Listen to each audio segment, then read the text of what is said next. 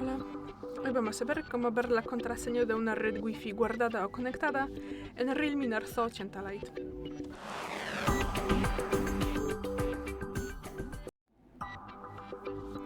Para esto pasamos a los ajustes. Luego abrimos la primera posición Wi-Fi y luego abrimos la red cuya contraseña queremos ver.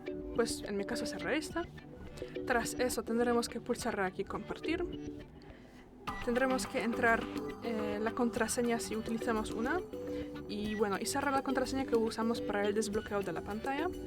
Y tras eso vamos a ver aquí el código QR y también debajo de eso la contraseña escrita. Pues bueno, yo tengo que ocultar la parte de la pantalla. Bueno, y aquí tenemos el código y también la contraseña escrita y ya es todo. Gracias por ver el vídeo, déjanos un like y suscríbenos. Hasta luego.